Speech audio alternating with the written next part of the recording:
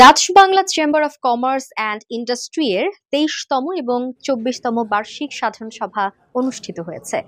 ২৭ জানুয়ারি সন্ধ্যা ৭টায় রাজধানীর গুলশান ২ এর Lakeshore grand হোটেলে এ সভা অনুষ্ঠিত হয়। ডিবিসিসিআই নির্বাচন বোর্ডের চেয়ারম্যান জনাব KH শহীদুল ইসলাম ১১ জানুয়ারি ২০২৫ তারিখে অনুষ্ঠিত নির্বাচনের ফলাফল অনুযায়ী ২০২৫-২৭ সালের জন্য ডিবিসিসিআই এর নতুন পরিচালনা পর্ষদ ঘোষণা করেন। নির্বাচনে প্রভাতী ইন্স্যুরেন্স কোম্পানি লিমিটেডের অতিরিক্ত ব্যবস্থাপনা পরিচালক জনাব মোহাম্মদ সাখাওয়াত হোসেন মামুন ২০২৫-২৭ বছরের জন্য Dutch Bangla chamber of commerce and ইন্ডাস্ট্রির সভাপতি নির্বাচিত হন।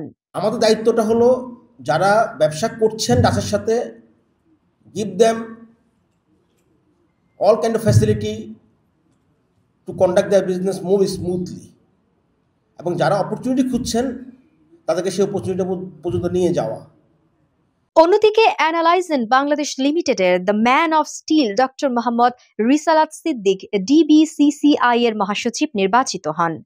ডক্টর রিসালাত একই সাথে দেশের স্বনামধন্য এনজিও পদক্ষেপ মানবিক উন্নয়ন কেন্দ্রের উপনির্বাহী পরিচালক এবং ক্রান্তি গ্রুপের পরিচালক ও সিইও হিসেবে ভূমিকা রেখে যাচ্ছেন।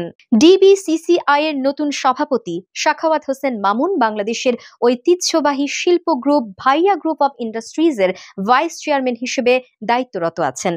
তিনি ভাইয়া apparels limited, natural rice brand well limited, sigma systems লিমিটেডের চেয়ারম্যান এবং প্যাসিফিক কনজিউমার প্রোডাক্ট গ্রুপের ব্যবস্থাপনা পরিচালক পদে আছেন।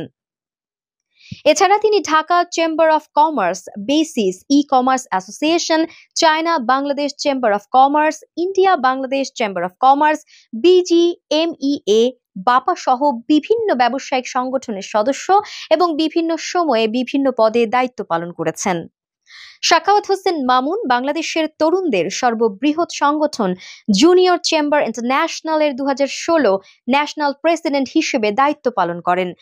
বর্তমানে তিনি জুনিয়র চেম্বারের ট্রাস্টি বোর্ডের চেয়ারম্যান হিসেবেও দায়িত্ব পালন করছেন। Water management, blue economy, light engineering এগুলোতে, এবং তারা ভালো হলো আপনার অ্যাগ্রোতে, আমরা ওগুলো নিয়ে তাদের সাথে কাজ করব। নেদারল্যান্ড আমাদের সাথে অনেক কাজ করে বাংলাদেশের সাথে, বিশেষ করে গভর্নমেন্টের সাথে, এবং প্রাইভেট লেভেলও প্রচুর কাজ করে। সেই কাজগুলোকে আরও যাতে বৃদ্ধি পায় আমরা সেই ব্যবস্থাটা করব, এবং আমরা চাই আমাদের যারা মেম্বার আছে তারা যাতে নেদারল্যান্ডের সাথে অলরেডি তাদের ব্যবসা চলমান, তারা যাতে আরও ব্যবসাটা আরও স্মুথলি করতে পারে।